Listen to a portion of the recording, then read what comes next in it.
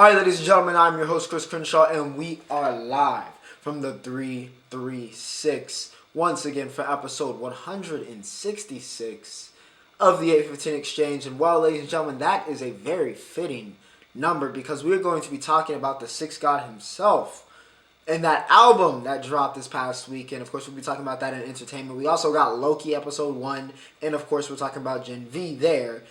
And of course, we got everything that happened in the sports world. It was once again another terrifying week to be a USC fan. We had the Red River rivalry, and we'll be talking about that, of course, the kickoff of college football. We got, of course, the Cowboys getting destroyed by the 49ers in the NFL. And is Joe Shiesty back in the Bengals? We've got the MLB playoffs. The ALDS is going on. Hell, we have Champions League to talk about. We have a full episode, ladies and gentlemen. We have a very full episode. So once again, as I always say, remember to just sit back, relax, take your time, get you some food, get you some water. If you are listening to this, just listen to the audio portion, whatever, you got to do. Get comfortable because we're going to be here for a while. As always, remember to like, share, and subscribe if you guys are enjoying the content. And as always, everything you're looking for, if you just want to skip ahead to a certain segment, can be found in the description. Timestamps are provided in the description so you can skip ahead to whatever segment you want to watch. I know this is long form content. And as always, my social media links are in the outro and of course are provided in the description if you want to follow me there. But the channel is popping. The sports and entertainment world is popping. It's the most wonderful time of the year. It is spooky season as well. So let's get straight to it. And of course, we're not going to waste too much time. We can't waste too much time, ladies and gentlemen, when we're talking about college football. CFB. And I have this famous saying, one thing that I always say, is that the Red River always delivers. The Red River rivalry will always deliver the goods. It will always come through. It will never fail us. Red River always delivers. And boy, oh boy, did it deliver. Yeah, it's one of those rivalries that just, it is built on classics. It's always going to be a classic. It's always going to be a moment, whether it's a blowout like last year, or it's an instant classic super close game with basically a walk-off here that we had in this game. It's always going to be a classic. Red River always delivers. And it delivered for Oklahoma. They get the golden hat back with the win 34-30 over Texas. And Texas is going to have to be killing themselves about this one because Auburn goes down. They get a 47-yarder, right? They get the 47-yard field goal, makes it 30-27 with 1:17 to go. Should be the game. For Texas, if Texas has the defense that we've tried to say that they possibly might have, game should be done. In Oklahoma, I won't be slandering them this week if you know what happened in this game. But we weren't perceiving them to be on the level of Texas, but boy, oh boy. Brent Venables, known for the defense, but boy, he had the offense working in that last 1 minute and 17 seconds. They got the ball, and DG, Dylan Gabriel, led them 75 yards in 62 seconds. Basically, no time to work with it, didn't matter. Marched all the way down the field. Gets the touchdown, and Oklahoma takes the Red River rivalry in its last year of existence, as a part of the Big 12. And yeah, they stunned Texas, who we were about to say maybe they should be the number 1 overall team. But hey, Oklahoma knocks them off. DG was, again, splendid in this game. He went 398 and 2 touchdowns. Jalil Farouk, got to give a shout to him as well. 6 receptions, 130. Jaron Kaenick, who was one of the big recruits, in that mass exodus that happened after Lincoln left for, of course, USC, fight on. A lot of those recruits, a lot of those players, there were some players that stuck by, and of course, Oklahoma, as we all know, and OU fans, as you know, personally, have taken that, departure very, very, very personally. And some of those players took it personally, but there was a lot of, high-profile recruits, obviously the most high-profile of those being Caleb Williams, that left with Lincoln or left for other schools. Jaron Kaenick was in that recruiting class. He was going to go to Clemson with Brent Venables. When Oklahoma hired Venables, the first player he made sure he retained was Jaron Kaenick. And the reason he did that was because, not just because he was one of the top linebackers in the country back then. It was because he was going to show up in a moment like this. He was going to need a Jaren Koenig to put in a performance like he did in the Red River rivalry on Saturday. Koenig was phenomenal. Looked like one of the top linebacking prospects on the planet. 13 tackles, 1 sack, and of course 1 TFL to go with that. Ethan Downs as well had 2 sacks for Oklahoma. Billy Bowman. I mean, it was a dent-on-dent crime, that hit he put on Jatavion Sanders, who we've talked about as one of the best tight ends in the country this year, and it is one of the best tight ends in the country. Billy Bowman was a menace. He was a menace out there in that secondary. He had a big game. I think he's one of the more underrated players defensively, I think, in the country, Bowman. I really, really like his game. I think he's going to be a really good pro. But yeah, he stood out. Quinn Ewers, don't get me wrong. Texas fans, listen.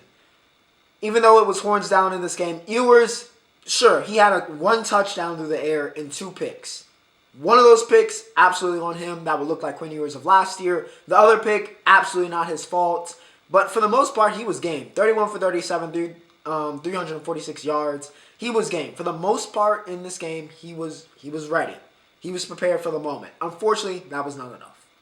That was not enough. He did what he was supposed to do. Let them down. They got the field goal. Of course, maybe you want a touchdown, but hey. Got the field goal. Oklahoma's defense, by the way. Completely. Even though I'm a U.S. Listen. Venables is Venables. He was considered the best defensive coordinator in the college game before he became the head coach at Oklahoma. For a reason. The Oklahoma defense, though they gave up 30 points, rose to the occasion in this game. The turnovers they created early on ended up paying back in this game because... If you're Texas, you're thinking, man, if that goal line stand doesn't happen, if Quinn doesn't throw that pick, if the fumbles don't happen, we get those points, we win this game. Only lost by 4, we win this game. But nope, Oklahoma's defense did a really good job. I wanted to give them more credit about that. Like I said, though, Ewers, he balled out. Jonathan Brooks continued to emerge as one of the best running backs in the country. He had 129 yards. Jordan Whittington was all over this game. 10 receptions, 115. Xavier Worthy, 8 receptions and 108. Just, average X stat line. And, of course, Anthony Hill Jr. is going to be a problem in the region.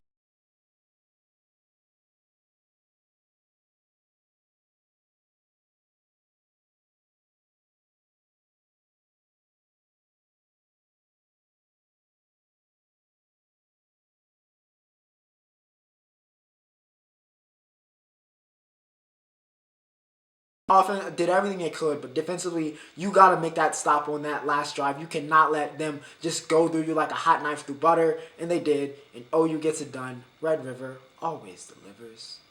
You know who else has delivered every single week? Every single week this season so far?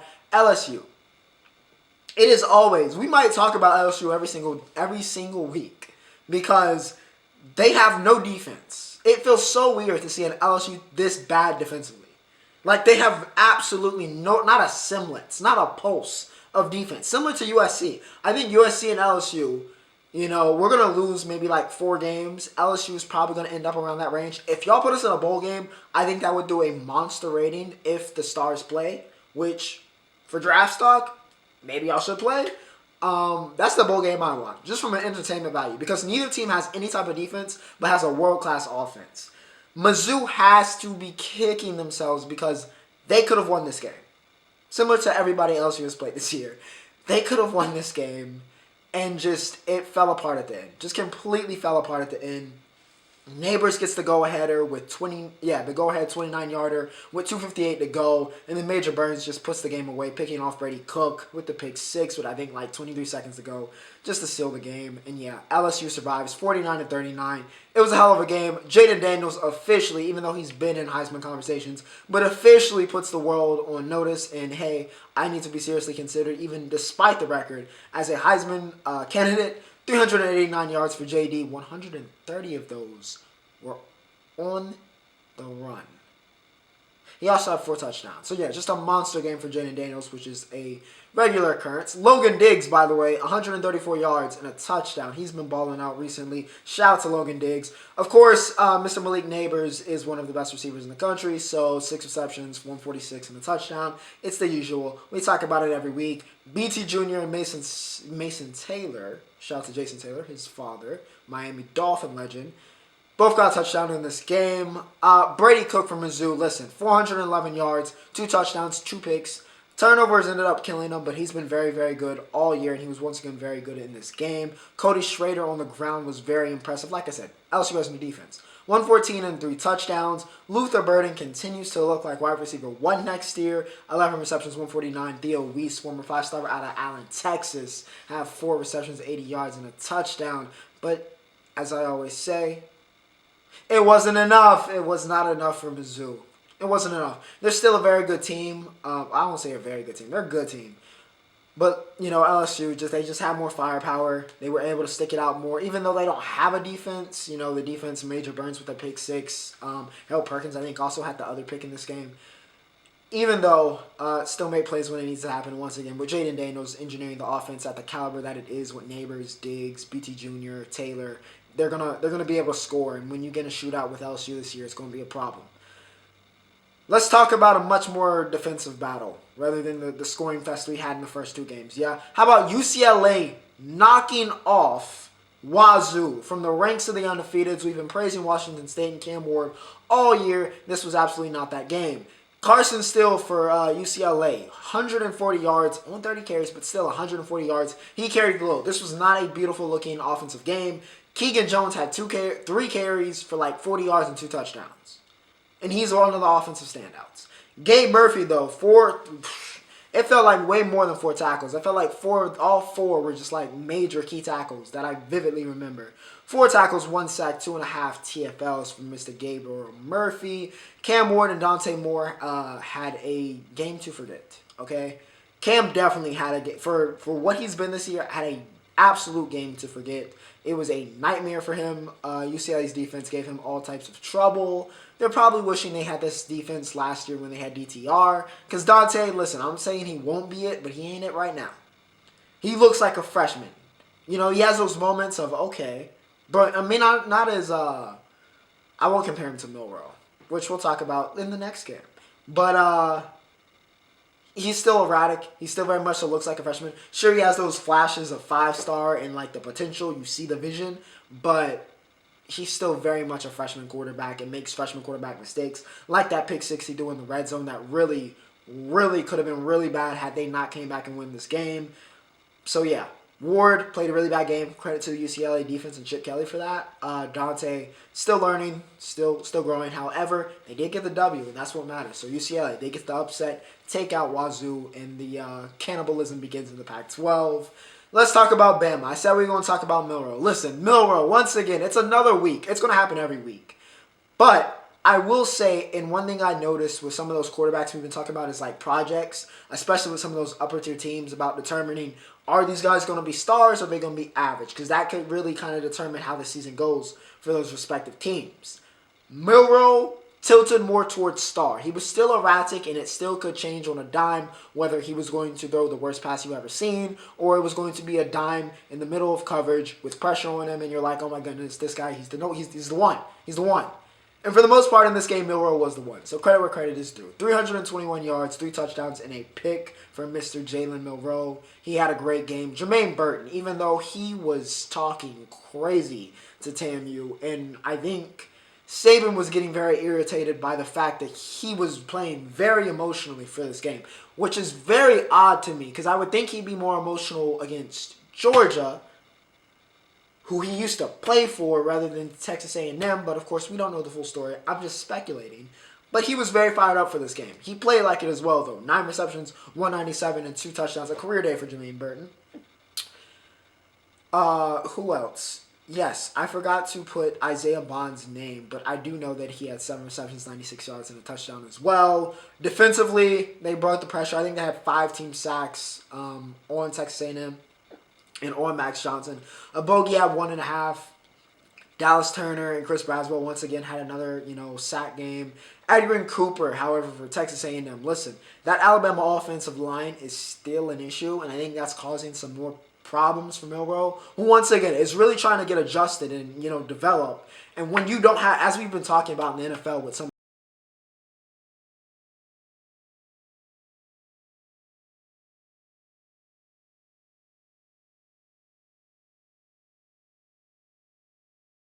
under pressure. And not that you obviously need to be good under pressure, but you know what I mean, right? Edgar Cooper, 11 tackles, 3 sacks. Fadil Diggs, 5 tackles, 2 sacks. Listen, Milroe was under constant pressure. That Alabama offensive line is not good. It's not good. Now, Texas A&M has a good front seven and is going to have a really good front seven with all the recruiting they've done there. But, yeah, it was grim. It was grim once again. But shout out to Milroe. He balled out this week. I will give him credit where credit is due. I will not give Jimbo Fisher any credit this week because for a national championship winning coach, it is truly astonishing some of the decisions he makes with the clock. And I think with better clock management, they might have even won this game. So, yeah. But Bama gets it done, 26-20. Georgia beat the brakes off of Kentucky. Listen, when Georgia plays an unranked opponent, it's like, ooh, kind of scary. When they play a ranked opponent, oh, dear God, it's the buzzsaw. Carson Beck, 389 yards, 4 touchdowns and a pick. I talked about the pendulum. Beck is one of those people on the pendulum. And it was either he's going to be good or he's going to be average. If it's average, like I said last week, Georgia's going to get clipped. They looked invulnerable because he was elite this week. 389 yards, 4 touchdowns. I mean, a monster game for Carson Beck. The best game we've seen him play so far, even with the interception. Brock Bowers continues to be one of the, not just the best tight end. We've been saying that. He is one of the best players in the country, undisputably. If the college football game was out this year, there'd be certain guys that'd be 99s, right? That get that 99, like Caleb, like Marv, who we're going to talk about when we round this segment up. And Brock Bowers would be one of those 99s because he is just that guy. He is that guy. The ultimate matchup problem in college football today. 7 receptions, 132 and a touchdown. He is a monster. If he keeps this rampage up, we need to talk about him in the Heisman candidacy if he starts putting up historic numbers for a tight end. All right, because we haven't seen a tight end just destroy the game like this since Pitts. Okay, he is that guy, undisputably. MRJ, by the way, Marcus Roseman, 4 receptions, 99 yards, and a touchdown. Jamon Dumas Johnson had 4 tackles, 1.5 sacks. Kamari Lassiter as well, 4 tackles, half sack, 2 PDs. That defense, once again, just shut down. We saw Ray Davis run wild with Kentucky last year. That absolutely positively did not happen in this game. Again, they couldn't do anything. The Georgia defense was rolling. The Georgia offense was rolling. When Georgia as a whole is rolling like they were in this game, they are infinitely dangerous. Leary, by the way, 10 for 26, 128 yards. He could do nothing. Go Dogs. The upsets don't stop. Even though this was, it was 2 ranked teams, but still an upset nonetheless. Notre Dame. There is one team, listen, we've talked very highly of Sam Hartman, and the world has talked very highly of Sam Hartman this year. But the writing was somewhat on the wall against, not that Duke's not a good team, shout out to Duke, but the writing was on the wall. There's a reason that Hartman is not considered, even after all that 6 years, 24 years of age, there is a reason why Sam Hartman is not considered one of the elite quarterbacks. He is a very good quarterback, but he is a reason he is not considered elite, and it showed in this game. It showed in this game. Louisville gets the win 33-20 over Notre Dame, pulls off the upsets. I have to give a shout out, even though he missed 1 field goal. Brock Travelstead might have been player of the game. He had 15 points in this game, which of course is the decider. He went 4 for 5 and 3 for 3. 4 for 5 from field goal, 3 for 3 from extra points. For that second half, they were just kind of trading field goals, and he was on the money and really helped boost this, finish off drives. When Louisville couldn't get that TD and Notre Dame wouldn't break, right? He got it done. So I got to give credit to Travelstead for getting it done there. Devin Hill as well. 8 tackles, 2 picks of Mr. Sam Hartman. But it was a nightmare for him. It was an absolute nightmare for him. Sam went 254, 2 touchdowns, but 3 interceptions. He cannot beat Louisville. He couldn't beat Louisville at Wake. He can't beat Louisville at Notre Dame. It doesn't matter what colors. It doesn't matter how long the beard is. It doesn't matter how long the hair is. It does not matter. Sam Hartman cannot beat Louisville. And once again, he did not beat Louisville.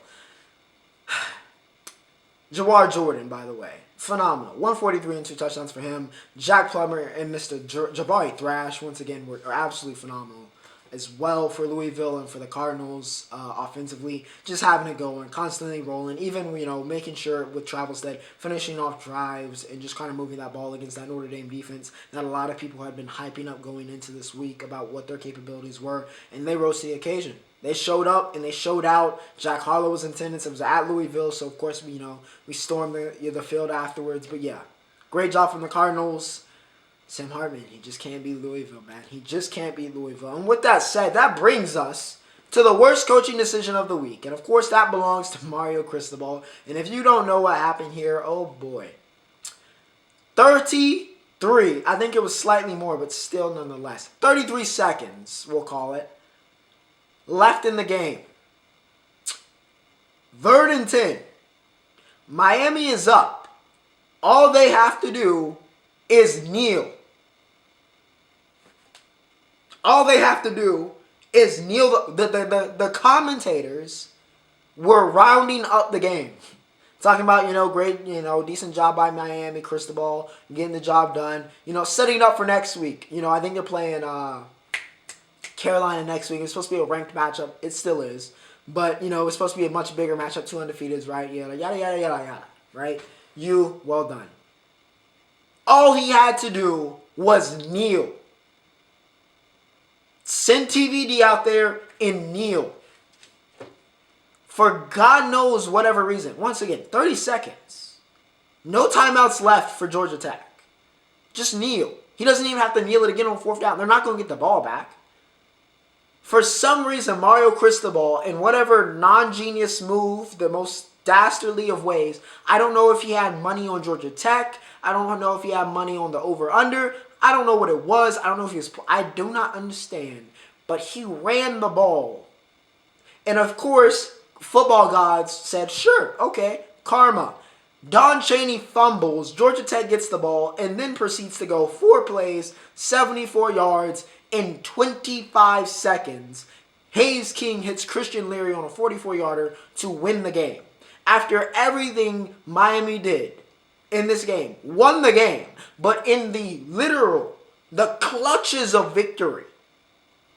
I mean, they had walked through the jaws and were about to be digested, and then they regurgitated it with the worst call I have ever seen. One of the most mind-numbing, dumbest, stupidest, whatever synonym of just stupidity you want to use.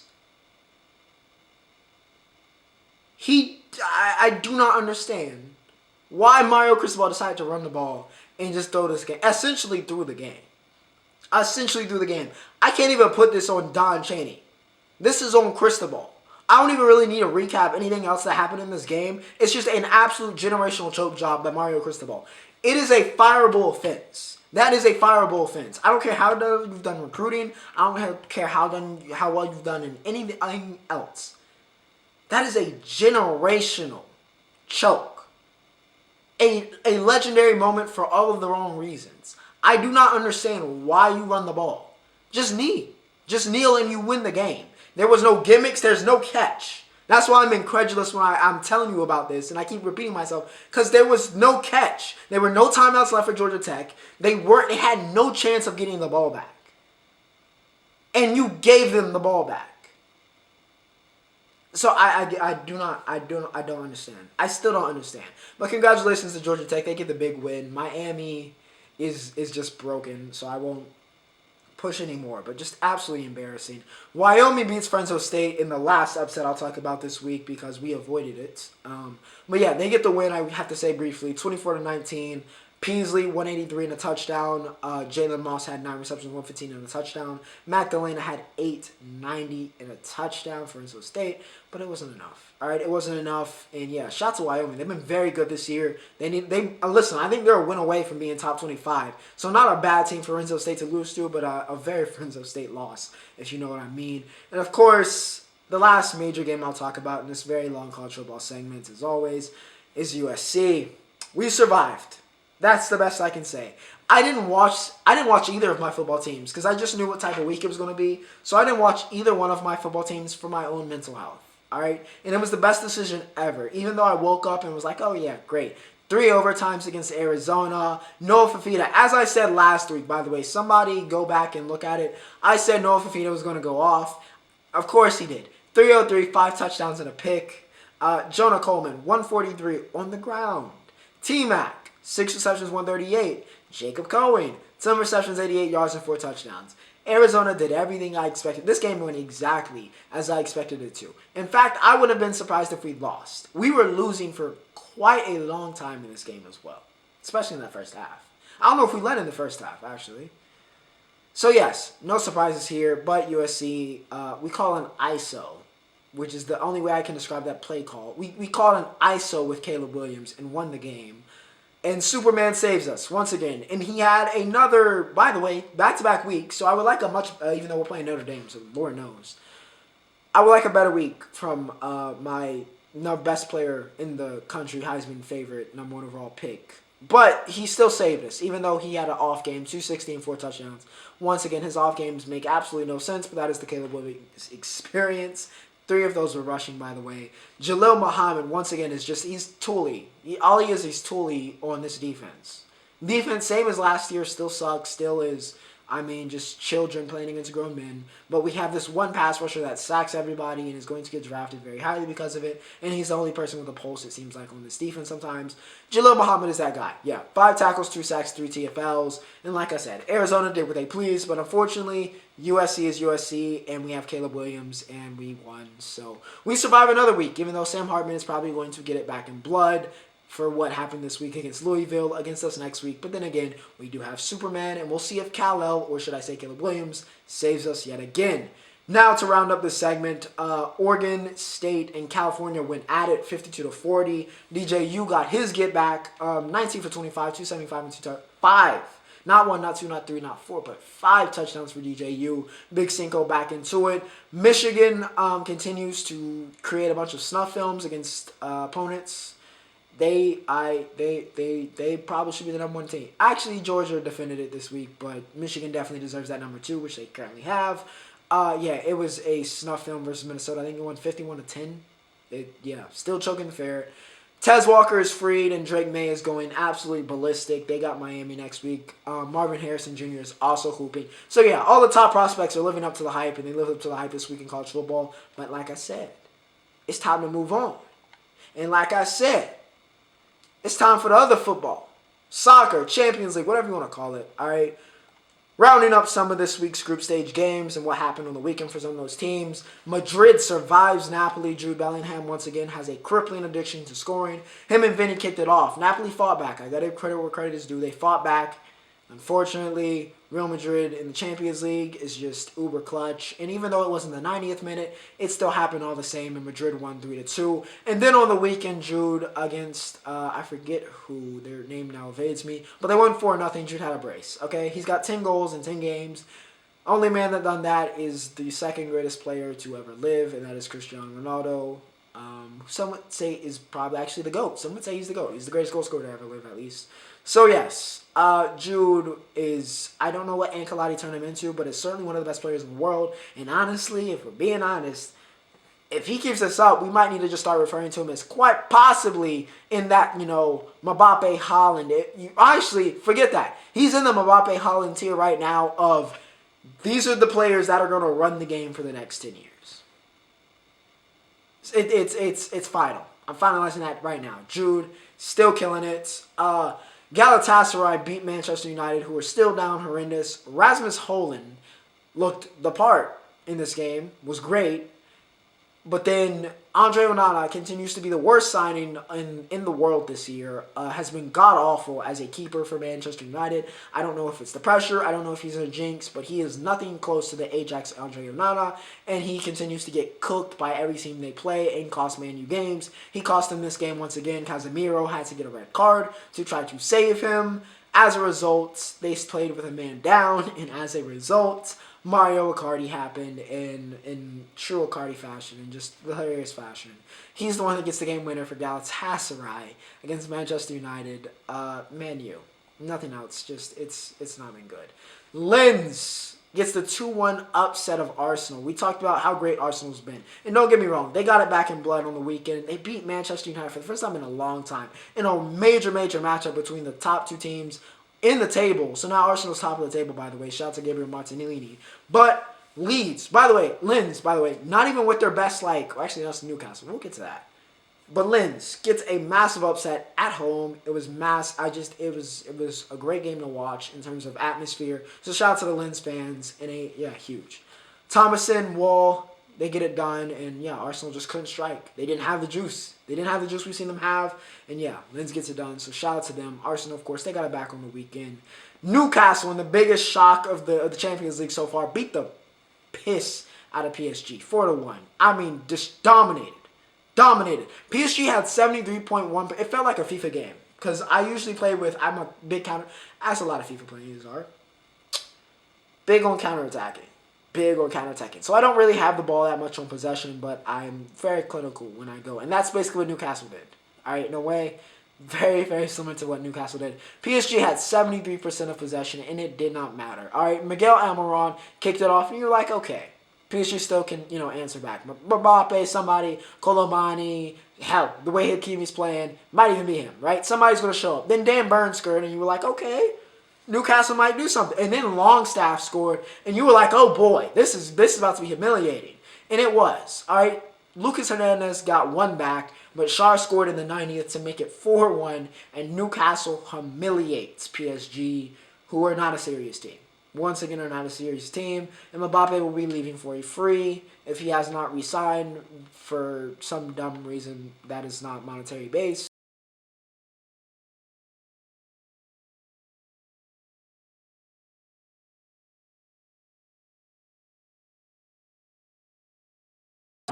Let's talk about entertainment. Gen V. All right, another great episode. They've been delivering. All right, I think this is episode 4. Marie. Shout out to Wasa. But Marie and Emma. Actually, excuse me. Emma and Sam. We'll get to Marie, but Emma and Sam continue to bond. They're on the run, but then Sam, he's fighting all these demons in the woods. So he freaks out and just kind of flees. We don't know where Sam is at the end of this episode, but it was still cool to see Sam and Emma's relationship kind of develop a little bit, and I can see where we're going with that. I like it. I saw them bonding. It was a lot of bonding this week. Okay, Jordan and Marie, they hooked up. They've been doing a whole lot of bonding, it appears. So, we'll see what happens there between Jordan and Marie. They doing that enemies to lovers. Tech Knight, though. Tech Knight, one of the most infamous characters, by the way, in the comics, finally makes his appearance. He was great. All right, he was perfect. I like the added in the comics. He's like, Tech Knight is supposed to be this Batman, Iron Man type hero, right? He's a billionaire, orphan, who's a great detective, obviously, with a boatload of money, and he creates this, suit that makes him a superhero.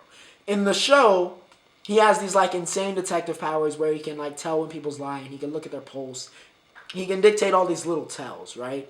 And it makes him really, really powerful. And he's doing this, show where he's, a detective. He comes to university. Of course, our dear Dean is not going for that. And, of course, we find out he has the same issues he has in the comics, which is he wants to screw anything with a hole. It was absolutely hilarious. I think they did a really good job kind of showcasing that and creating a right way of humor around that kind of Tech Knight situation. So that was great. Once again, Andre and Kate continue to kind of, we'll see what happens. Though Kate is sus. Kate is very sus because we saw her with Golden Boy seeing Sam, and now she's kind of acting like everything's a surprise, and of course we know she's got those powers, so we'll see. Kate is kind of sus to me, but we'll see what happens. Loki Season 2, Episode 1. Loki has been going in and out of time as we return. He's dealing with this affliction. Of course, he fixes it at the end. Mobius is back. Their relationship is great. OB joins the fray to kind of, help them get out of, how do we fix Loki. He saw Sylvie. I think we saw Sylvie for, an inch of time. And he's trying to find Sylvie, even though his heart was broken by her after she kicked him through and back into a timeline. So we will see what happens. But yeah, that's a very brief recap of episode 1. That just kind of set the stage and brought us back. It's very good to have Loki back. I think it was my favorite of the Disney shows. And during that kind of Disney show era, I think it was my favorite. So yeah, very happy to have it back. Let's talk about it now before I run out of time here. For all the dogs.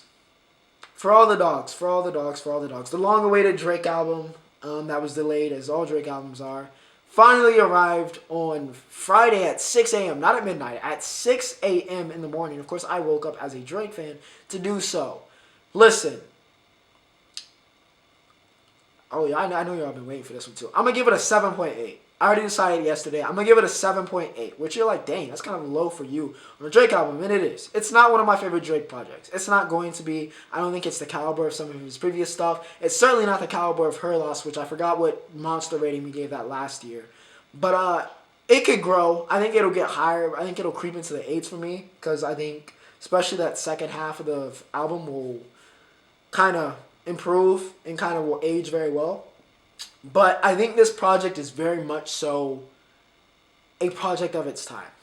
It's very much so, because it's funny, and I think the problem was he gave us the subversion of, this is going to be the old Drake. I'm bringing back the old Drake, which I hate when artists do. If you want to listen to the old Drake, or you want to listen to the old version of the artist, go back and listen to that old stuff. Especially if their new stuff is not like straight trash. Go back and listen to the new stuff. It's not going anywhere. It's timeless. Music is timeless. You can always go back and listen to it. So the subversion of, we're getting the old Drake, we're getting all of this, I think was kind of a subversion. I think Yachty, who's his best friend now, and had heavy influence, as you could tell, on this album, even if you didn't, know he was from the outside. If you just listen to the album, you could tell. Him saying, this is the best. This is a masterpiece. This is the best Drake. I think that subversion really caused a lot of issues in terms of perception of this album, certainly for me on first listen, because I was thoroughly unimpressed. All right, thoroughly unimpressed. They weren't the best Drake verses. 8 a.m. Charlotte, I am very happy about. It was one of my standout tracks. Very happy. Always love a timestamp. And, of course, a shout out to the Prince. It's my city. Charlotte's my city, even though we're not in the 704 right now. So I thought it was really cool. First person shooter feat Cole, of course, was great. Andrew Picasso, I've been listening to nonstop, as that is emerged as one of my standouts. But still, nonetheless, I think the problem was the subversion of expectations. And I think that one thing that's been great, right, and it's always created the versatility with Drake, is he always keeps up with the trends, right, as we talk about. He always evolves with, the way music is going. But hip-hop might not be going in the way that, a lot of people are, accepting to or really liking right now. And Drake really tried to cater to that in this album. And I don't think he needed to do that. I think he needs to cater more towards being Drake than kind of the evolution of hip-hop.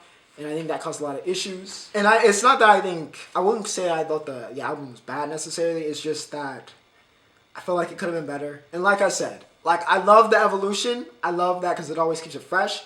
But this is where he actually did need to kind of fall back and be himself, right? Not that he's not himself on this album, because there are plenty of tracks that are very, especially in that second half. Like I said, that almost felt like quote unquote old Drake in terms of it was crooning. There was a lot of crooning in women talk on this album. All right, for a song called "For All the Dogs," this was not for all the dogs. This was for, in the words of 50 Cent, it's just for the is. So yeah. Nonetheless, it's not a bad album, but it's a little bit, I like it a little bit more than quote unquote calling it mid. So that's why I said a 7.8. It's above average, but it's you're Drake. We expect excellence, right? We don't expect just above average. It's not a bad album. There's good songs on it, but it's also we expect better. We expect more. So yeah, that's what I'll say about Drizzy. Still my guy. Of course, he pissed off just about everybody, per usual, which I'm not really fazed by, whether it's Budden or Rihanna or whoever we're saying he's feuding with. Hell, I thought with Virginia Beach as the first track, I thought we were about to go to war with Push again and go music. But, yeah, listen, it was solid, and that's all I can really say about it.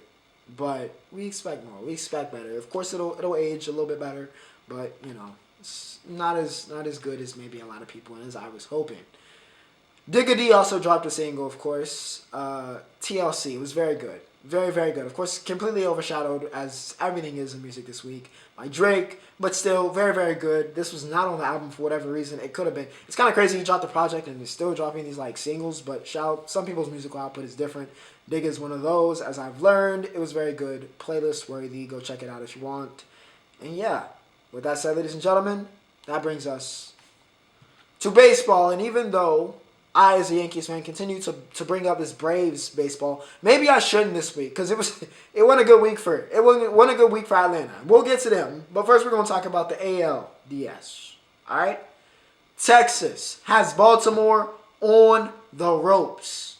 On the ropes, ladies and gentlemen. They are fighting for their life. For their life. Alright? Texas gets the win 11-8. Grayson Rodriguez, he was better when he came back, right? We saw him struggle this year. Then he got brought back. He was a little bit better. Looked more ready this time. He wasn't ready for the lights. He was not ready for prime time in this game. Evan Carter, on the other hand, another top prospect from this year, has been so ready. So ready from Texas. He's been a standout. All right, he's looked like a star, maybe a superstar potentially for the Texas Rangers, and continues to be a catalyst. He's hooping right now. Mitch Garver, hooping in this game, by the way. Grand slam. Made it 9-2 in the third inning off of Grayson Rodriguez and really settled this game because Baltimore just couldn't catch up, and Texas again scored 2 more runs to put it away. But Grayson Rodriguez, 1.2 innings, 6 runs, 5 of those earned. It was a rough outing. The lights were too bright for him, and now Baltimore is in a hole that a lot of people are kind of shocked because, you know, with the way they had played this season, it looked like the kids were rolling, like they were moving, like this was their time. And Texas has brought them back down to earth swiftly. They are up 2-0. They are 1 away from the sweep and heading to the ALCS for the first time in a little bit. So, yeah, we will see what happens and see if the Orioles can prevent the sweep. But it ain't looking good. It is not looking good. The other ALCS matchup was the Twins and the Astros. And the Twins, Carlos Correa, who moves to 3rd all-time on the all-time runs list, or RBIs list, which feels absolutely insane. But I guess the Astros made the playoffs quite a bit over this past era, but it still feels weird that Carlos Correa is on an all-time list. Not that Correa's not a bad player. Don't get me wrong, I'm not saying that. But it just feels weird that, you know, he's passing Jeter and Ortiz for postseason RBIs. But nonetheless, playoff Carlos Correa continues to shine. He went 3 for 4 in this game, 3 RBIs. He was a big reason why the Twins were able to win this game. Yordan Alvarez continues to be dominant, but it has not been enough. All right, he's hit 3 home runs in this series, but it was not enough in this game. Correa against his whole team shows up big time, like he's back in the Astros jersey, and the Twins get their money's worth. All right, they get the win 6-2. Tie up the series. This series looks like it's going to be a little bit more interesting right now than the other ALDS matchup. But yeah, Twins strike back. We will see what happens next. Playoff Bryce Harper is just different. I said I shouldn't show this because Bryce Harper has been putting these specifically out of the park. All right. Phillies take game 1. Spencer Strider. Listen, he didn't play a bad game. He just cannot pitch to Bryce Harper at all right now. 7 innings pitched, 8 Ks for Strider. So once again, a good outing. But the problem is Bryce Harper exists and he is a monster in the playoffs. He goes 2 for 2, 2 walks, 1 home run. And it was a solo, so it was only 1 RBI. But still, playoff Bryce Harper is he's different. He's different already just being Bryce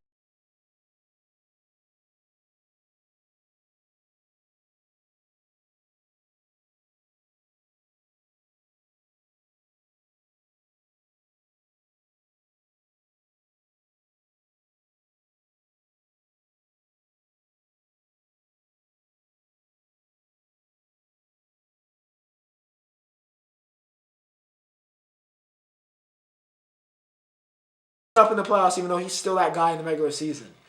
It's the opposite, and even worse for Kershaw. Kershaw is one of the greatest pitchers of all time, regular season. In the postseason, besides that 1 year, oh dear God, his ERA is in the 4s. And it didn't get any better here. He went .1, which means he got 1 out. 1 out in this game before giving up 6 earned runs and getting pulled. He went .1 innings. The ace, legendary Dodgers player, legendary Dodgers pitcher, legendary baseball pitcher, Clayton Kershaw goes .1 innings. Gives up 6 runs in the playoffs. It's just a disaster class. A disaster class in the Dodgers and Corbin Carroll tee off. He goes 2 for 5, 1 home run, 4 home runs as a team. Gerald Moreno as well. Dominant. 2 for 5, 3 RBIs. Also had a home run. It was just, A had a field day. Especially in that first inning. Just a field day.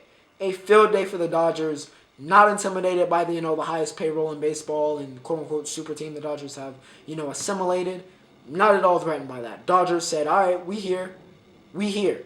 We're here. We're not going anywhere. And Kershaw, we know how you do.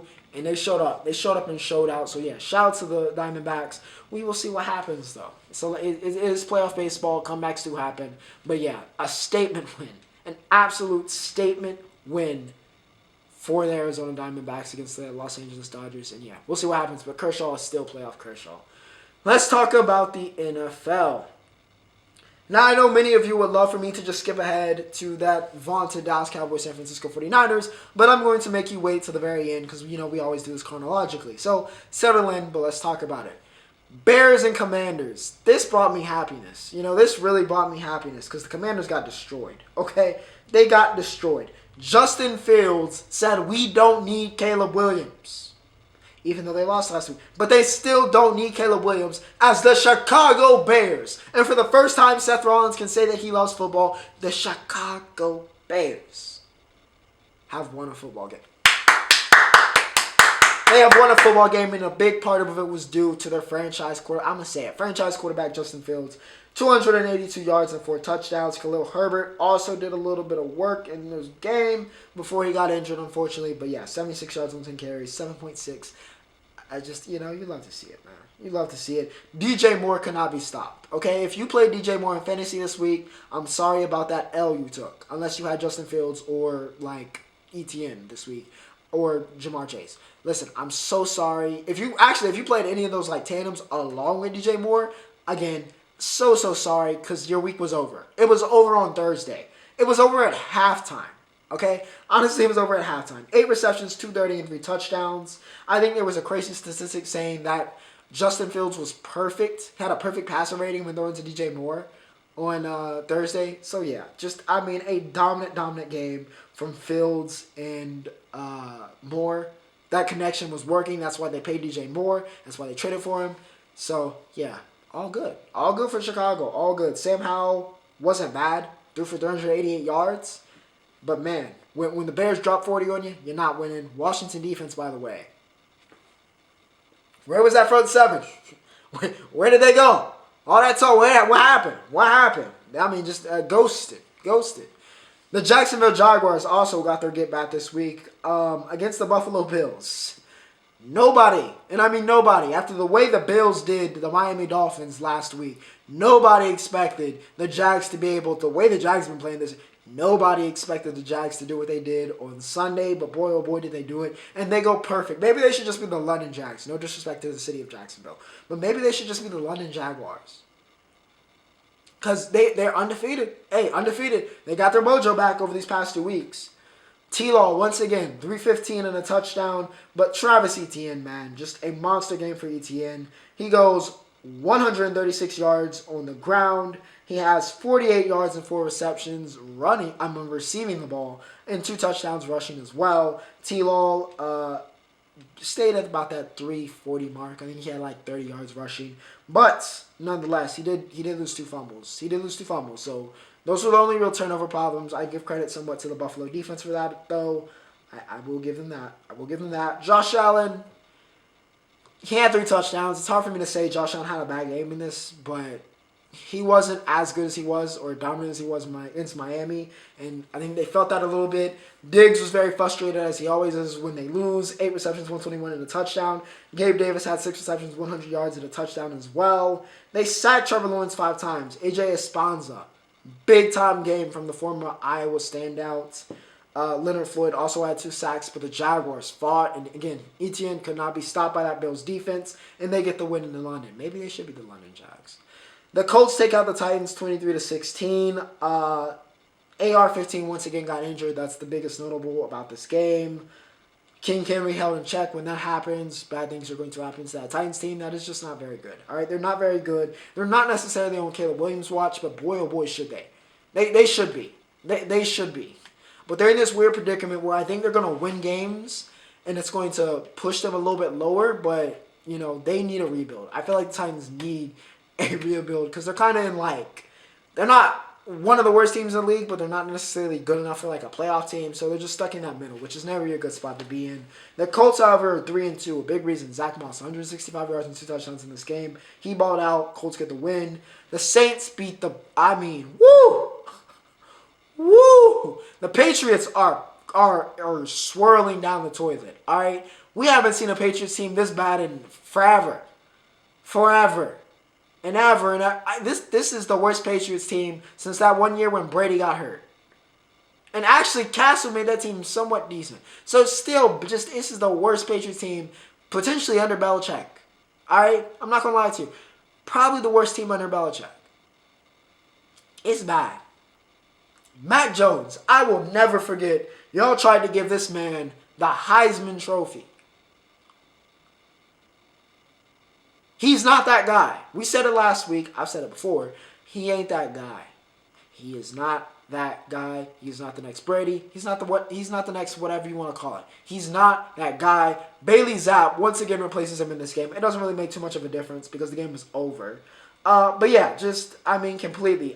We got pick sixes. We got just turnover galore. He can't complete a pass. It's just, he sucks. Okay, for right now, Mac Jones sucks. The Patriots suck. And the Saints got, again, this is the week of get-backs, all right, in the NFL. And the Saints got their get-back. They needed it big time. AK-41 becomes the all-time leading touchdown scorer in Saints history, which feels kind of crazy because I still feel like he just joined the league. But yeah, a dominant performance defensively. Honey Badger with the pick six, and the Saints roll, just destroy the Patriots. The Steelers take out the Ravens. The Ravens, who were winning for the majority of this game, but yeah, they let the Steelers score 14 unanswered points. 14. In fact, 12 of those were in the fourth quarter, which the Ravens, once again, did not answer. Completely crumbled. I can't even put this on Lamar because they had 8 drops. We have talked extensively about the apparent repairing of the Ravens receiving corps, right? Drafting Rashad Bateman, drafting Zay Flowers, picking up OBJ, who looks like a carcass currently, even though he just came back from injury. We talked extensively, okay? And they failed. They failed Lamar in this game. Absolutely failed him. His stat line doesn't look pretty, but it ain't his fault. 8 drops in this game for the Baltimore Ravens. It was despicable. Absolutely despicable. Because the Steelers tried to give them this game, and they just let the Steelers linger and linger and linger, and eventually it caught up to them. George Pickens, by the way, huge game for him. 6 receptions, 130, and a touchdown for Pickens. Him and Pickett, that connection has to work for the Steelers to have some sort of future, because that's their future number one. And if Pickett's going to be your guy at the quarterback, they have to get it going like they had in this game. But yeah, Ravens somewhat lost this game. Steelers somewhat won it, but yeah, just a disaster class from the Ravens, and shows that they aren't there yet. They are not there yet. They have not fixed all those problems. The Falcons beat the Texans. I know everybody's been talking about C.J. Stroud. Everybody's been talking about he is the Messiah. He is the next one. He was absolutely not that in this game. The Texans came back down to earth, and I think they needed it because I think a lot of fans were getting a little bit too much dip on their chip concerning that team and about how good they were. But yeah, Bijan Robinson scored a ridiculous touchdown once again. I think that's going to become a very weekly occurrence. Desmond Ridder wasn't awful in this game, and that's a big reason why the Falcons won. But yeah, shout out to Atlanta. They moved to 3-2, by the way, and they get the win 21-19. By the way, Stroud did drive down with like a minute to go and get a touchdown, so there's your C.J. Stroud praise for the week. But then the Falcons came back down. Cool hit the game winner. So yeah, Falcons win. Lions destroy the Panthers 42-24 again.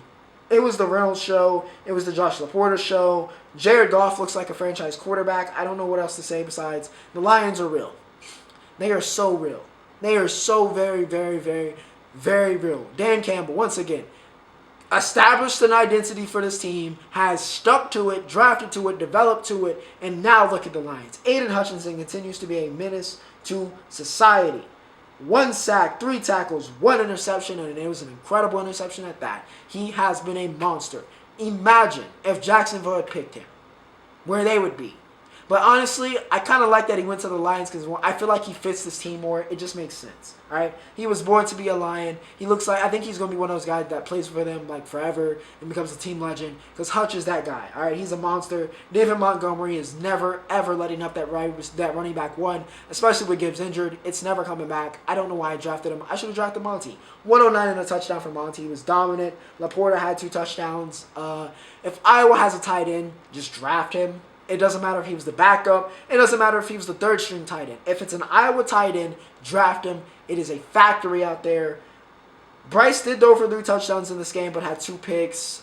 He still very much so looks like a rookie quarterback, and maybe not even so much the number 1 overall pick right now. But, I mean, temper your expectations. So I can say. Panthers are not going to be a very good team, and the problem is they don't have the number 1 overall pick. I will say it again, and I will say it to the end of the season. You did what you did to get to Bryce, but you may have screwed yourself next year because even with getting Bryce, you weren't going to be a contender, and it wasn't going to be a pick low enough for it to just, not matter. So, yeah, ultimately, I think they cooked themselves a little bit there. 11 receptions, 107 and a touchdown, however, for Adam Thielen. But nonetheless, the Lions, they're good, all right? They're real. They're real. Believe it.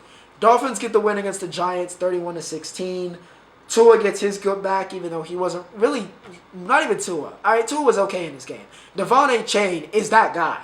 All right, I should have paid an exuberant amount of money for him in fantasy. Okay, because he is that guy. He is one of the fastest players, and he works perfectly in this Miami scheme, and he is looking like one of the best running backs in the league right now. 151 and a touchdown. He has been that guy. The same way he was that guy at Texas A&M, he's been that guy here for the Dolphins. He was great yet again. Cheetah had 6 receptions, 181 and a touchdown. His mom got a ball stolen, but she got it back in true Cheetah fashion. Mozart also got a touchdown, so even though he's not really running back 1 for much longer, he's still producing. It was a get back game. Like I said, it was a get back game. Jerome Baker with 1.5 sacks. Zach Sealer had a big game. He had 2 sacks. They sacked Daniel Jones 7 times. Evan Neal continues to be a turnstile and just an absolute bust of a pick. And yeah, Dolphins cooked. They got the win. They got their get back. The Giants are not a good team. I'm probably gonna do in a cool transition here. Probably just did. That's probably one of my favorites. It's probably do the photography right. Cause take all the pictures, ladies and gentlemen. I want everybody to take a picture. Because the king in the north has returned. Joe Shiesty. Joe Brr. Joey Franchise. Joey Heisman. Joey Championships. Joe Burrow has returned. Has returned. And it brings a tear to my eye. And to LSU fans around the world, even though I'm not an LSU fan. It brought a tear to their eye. Because him and Jamar Chase were back, and they were better than ever, right? Burrow finally looks like Burrow again.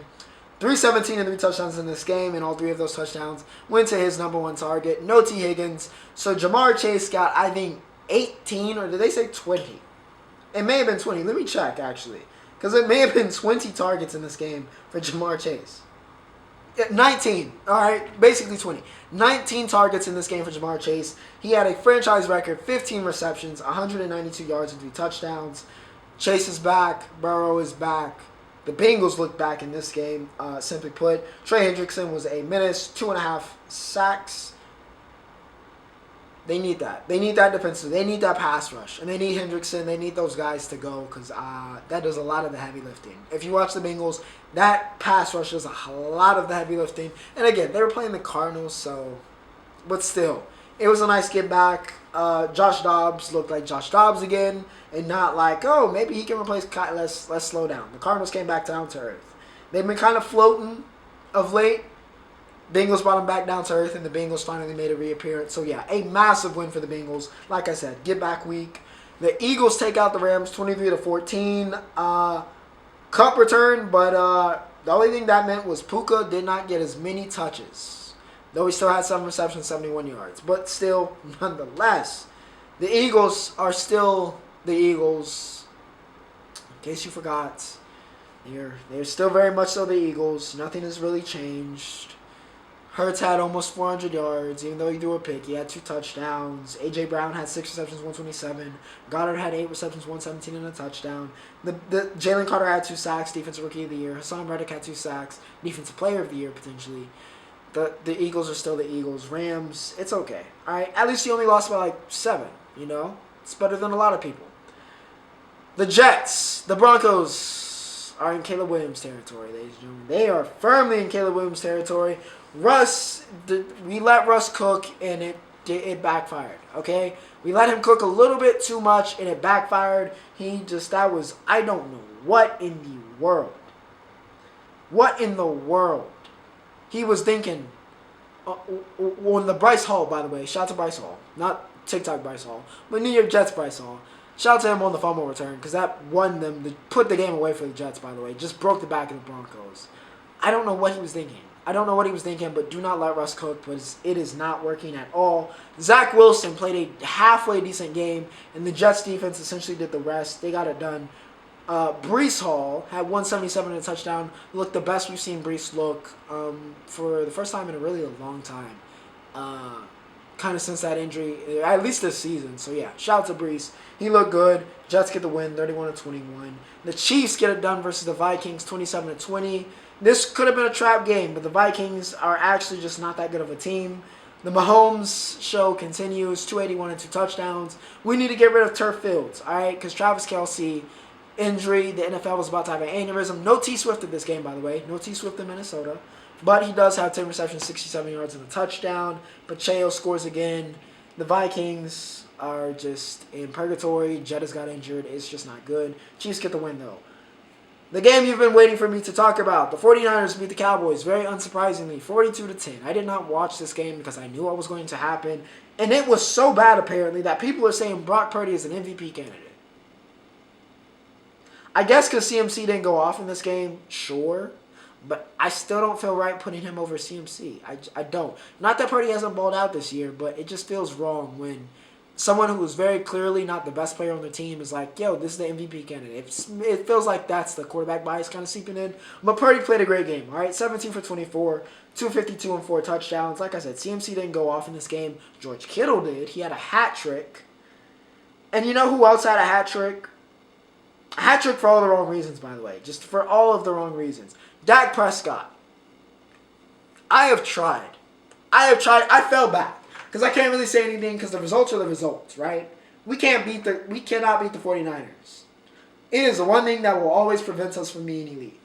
Truly elite. We're very good, but we ain't elite. We're not real Super Bowl contenders, which is not surprising to me. But Dak Prescott, you know, you see ESPN, you see Stephen A., you see now Shannon Sharp, you see whoever in the media, online on Twitter, from the wheelchair analyst, from myself, you see us talk about Dak. Or I see people talk about Dak. I won't say myself. But you see people talk about Dak and how he's not the guy. He's good, but when it matters, he won't show up. He will turn the ball over. And that's exactly what happened. That's exactly what... I can't defend him anymore. He ain't the guy. He's this weird kind of... It's this weird place where he's too good to let go because it could be worse, right? And it could be really bad for us. But he's also not good enough to win us a Super Bowl or to make us a contender, like a true contender. We'll be good. We'll be competitive. But when it matters, he's not ever going to be good enough to put us over the hump. That's the truth.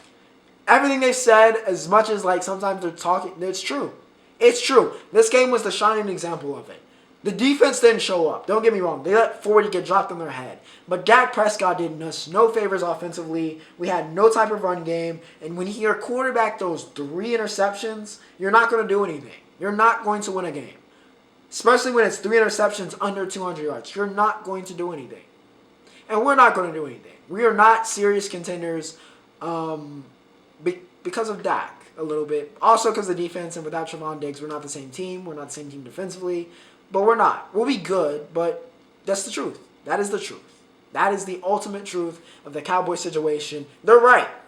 Sometimes I come on here and I tell you that they're wrong, but the talking heads are right. Dak, as hard as it is to say, is just not that guy. He ain't that guy. He's been given chances to prove he's that guy, but he ain't that guy. Unfortunately, or maybe fortunately for him, we're good enough where we'll probably be in this situation again.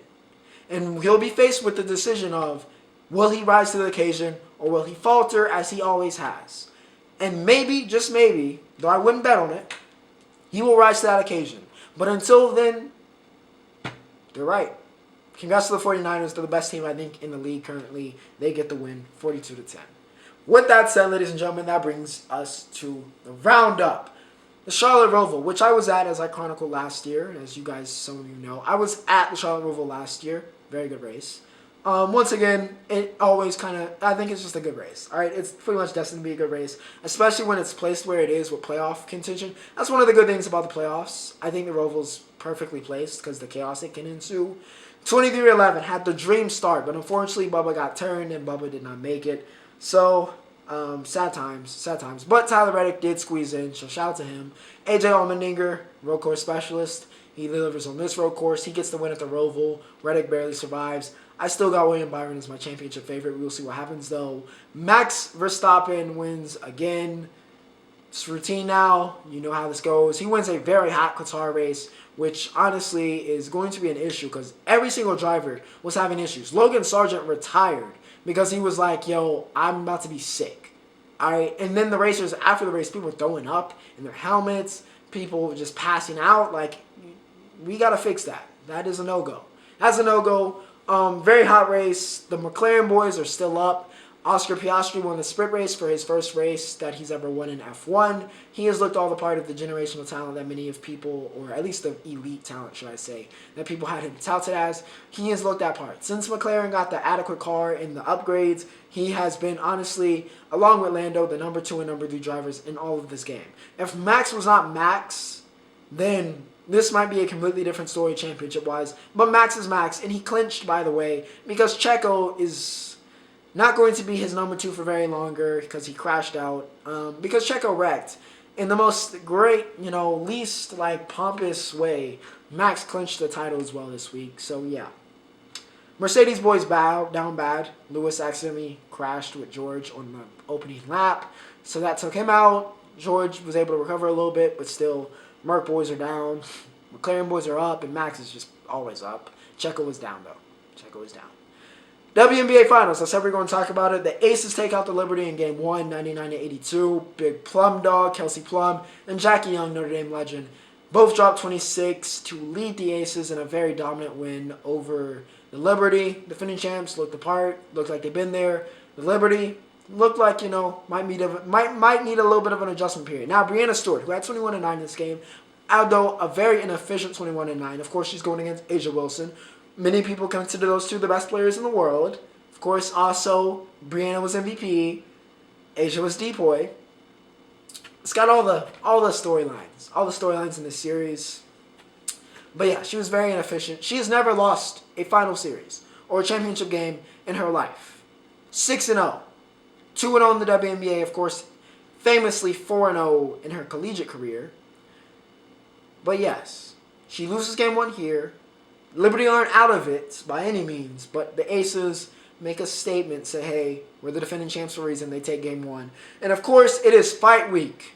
The long-awaited. All right, the long-awaited fight week. Of course, we got Logan versus Dylan Dennis and KSI versus Tommy Fury. I think Logan's going to take, if Dennis shows up. All right, if Dylan Dennis shows up, I think Logan beats him. I don't think it's going to be a finish. I don't really see any of these fights going to a finish. If anybody gets finished, I actually think it's going to be KSI. Crazy enough. I think Logan Dennis goes to a decision. Dylan, if Logan gets KO'd, by the way, by Dylan Dennis, he might not be able to show his face, even on Impulsive, for a very, very long time. Dennis, I'm still not 100% sure he's showing up. By the way, if Mike Perry fights in this, I got Mike Perry over Logan.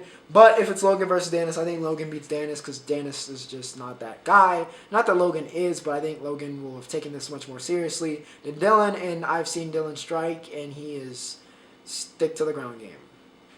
However, KSI, I think JJ takes his first L. I think Tommy's just better.